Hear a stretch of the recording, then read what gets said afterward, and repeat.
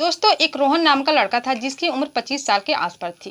6 महीने पहले रोहन के दिमाग में यह बात आई थी कि वो एक विदेशी लड़की के साथ संबंध बनाएगा।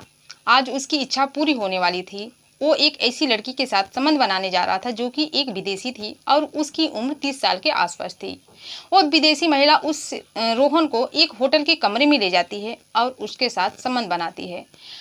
और संबंध बनाने के बाद जब दोनों थक जाते हैं तो एक बिस्तर पर लेट जाते हैं।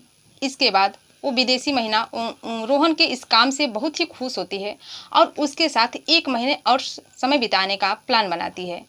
इसके बाद वो उससे कहती है कि मैं तुम्हारे साथ 1 महीना और रहना चाहती हूँ। रोहन भी तैयार हो जाता है और 1 महीने के अंदर वो रोहन के साथ कई बार संबंध बनाती है और इसी बीच उसके साथ एक ऐसी काम कर देती है जिसके बारे में सुनकर आप भी हैरान और परेशान हो जाएंगे कि आखिर ये हुआ तो हुआ कैसे। तो दोस्तों, इस कहानी की पूरी जानकारी के लिए वीडियो में लास्ट तक बने रहिएगा। इससे आपको बहुत सारी सीख मिलने वाली है। मैं हूं ज्योति कुशवाहा और आपका ज्योति वॉइस चैनल में स्वागत है। वीडियो में आगे बढ़ने से पहले आपसे रिक्वेस्ट है, अगर आप मेरे चैनल पर नए हैं तो वीडियो को लाइक करिएगा, शेयर करिएगा और चैनल को सब्सक्राइब जरूर कर दीजिएगा ताकि हमारा हौसला बढ़ता रहे और आप लोग के बीच में ऐसी नई नई इंटरेस्टिंग वीडियो ला सकूँ। और आप लोग से मेरी ये भी रिक्वेस्ट है कि अगर आप मेरे जो भी भाई बंधु हैं मेरी वीडियो जहाँ से भी देख रहे हैं, अपना नाम अपना शहर का नाम कमेंट में ज़रूर बताएं ताकि मैं भी अपनी अगली वीडियो में आप लोग का नाम ले सकूं और मुझे नाम लेने में खुशी हो। तो दोस्तों, आज की जो ये सच्ची कहानी, ये कहानी है तमिलनाडु की। तमिलनाडु के एक छोटी से गाँव में रोहन अपने माता पिता के साथ रहता था। रोहन के जो पिता थे पेशे से एक वकील थे और उसकी जो माता थी एक सरकारी टीचर थी। रोहन का पढ़ाई पूरा हो चुकी थी। उसकी उम्र 25 साल के आसपास हो चुकी थी। उनका परिवार बहुत ही अच्छा खासा चल रहा था। किसी चीज़ की कोई कमी नहीं थी, कोई परेशानी नहीं थी, सब कुछ अच्छा अच्छा हो रहा था। रोहन के पिताजी चाहते थे, रोहन को इंजीनियर बनाने का सपना देख रहे थे, लेकिन रोहन इंजीनियर नहीं बनना चाहता था। वो एक टूरिस्ट गाइड बनना चाहता था। वो तमिलनाडु के बारे में जानना चाहता था, तमिलनाडु के सभ्यता के बारे में जानना चाहता था और अपने पिता से कहता है कि मैं इंजीनियर नहीं बनूंगा, बल्कि मैं एक टूरिस्ट गाइड बनूंगा। लेकिन इसके लिए रोहन को अंग्रेजी बोलने की बहुत ज़्यादा ज़रूरत थी, लेकिन रोहन को अंग्रेजी आती नहीं थी।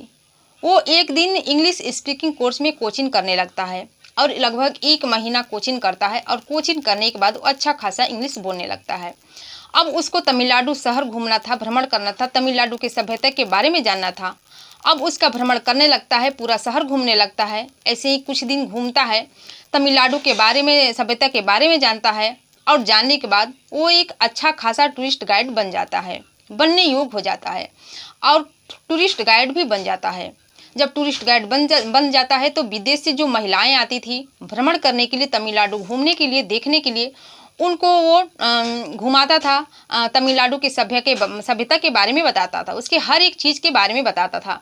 और जब भी विदेशी महिलाओं को देखता था तो वो आहें भरता था। वो सोचता था कि मुझे भी एक विदेशी महिला मिल जाए जिससे कि मैं उसके साथ संबंध बना सकूं, उसके साथ रात गुजार सकूं। एक दिन उसका सपना पूरा हो जाता है। एक विदेशी महिला आती है जिसकी उम्र 30 साल के आसपास होती है। उस महिला का नाम होता है अमेलिया।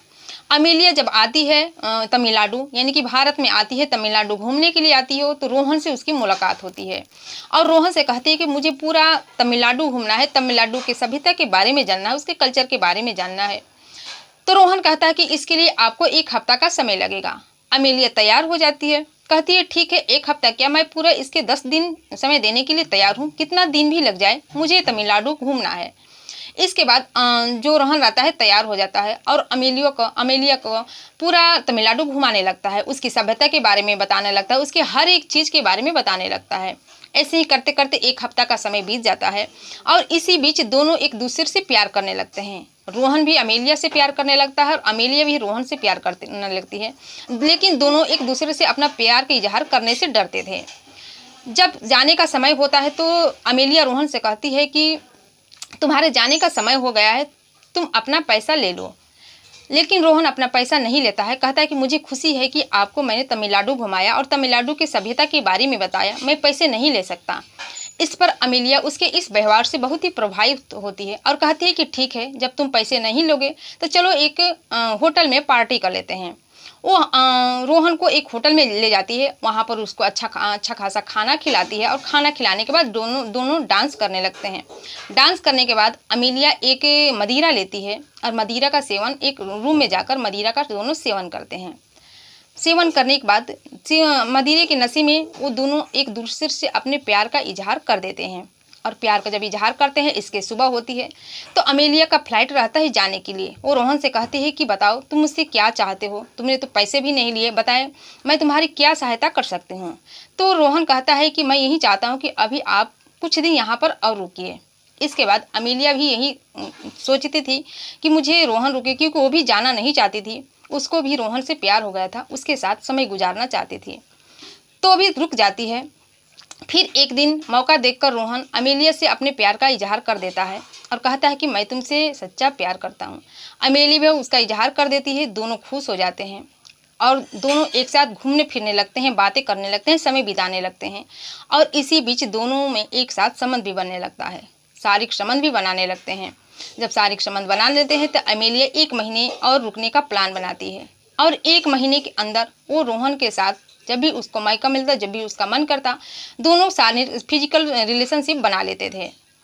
और इसके बाद अमेलिया का अब उसके देश से बुलावा आने लगता है। वहाँ पर आने के लिए उसके परिवार वाले उसको बुलाने लगते हैं। अमेलिया परेशान हो जाती है, लेकिन क्या करे, मजबूरी, उसको जाना ही पड़ता है। वो जाने से पहले उसके दिमाग में एक विचार आता है कि क्यों न जाने से पहले इस तमिलनाडु में जितने भी मैंने घूमे हैं, जितने भी भ्रमण किए, इसकी सभ्यता के बारे में जाने, जिससे मिले हैं, उसका एक किताब लिखा जाए।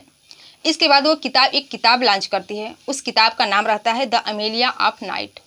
और उसमें जब वो भारत आई थी, तमिलनाडु घूमी थी, उसके बारे में लिखती है। कैसे रोहन से मिली, कैसे रोहन से उसको प्यार हुआ, कैसे रोहन के साथ संबंध बने, इस चीज़ के बारे में वो किताब में लिखती है और किताब लॉन्च करके अपना देश रूस चली जाती है।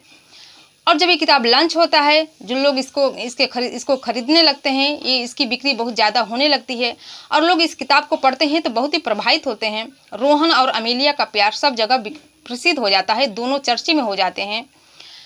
और जब चर्चा में हो जाती हैं तो रोहन को इससे बहुत ज़्यादा फायदा भी होता है। जो किताब भारी संख्या में बिकने भी लगती है, रोहन को इससे बहुत ज़्यादा फायदा भी होता है।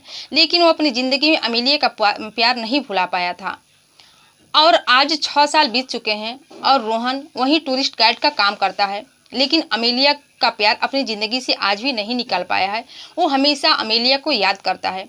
तो दोस्तों, ये घटना, ये कहानी सुनाने का उद्देश्य आपको दुखी करना, परेशान करना नहीं था, बल्कि जागरूक करना था, सचेत करना था, सतर्क करना था कि हमारे देश में बुरे लोग भी रहते हैं और कुछ अच्छे लोग भी रहते हैं।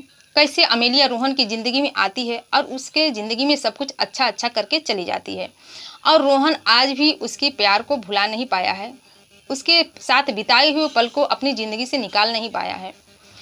तो इस कहानी से आपकी क्या राय है, कमेंट सेक्शन में कमेंट करके ज़रूर बताइएगा। फिर मिलते हैं अगले दिन नई कहानी के साथ, नई घटना के साथ। तब तक के लिए जय हिंद, जय भारत।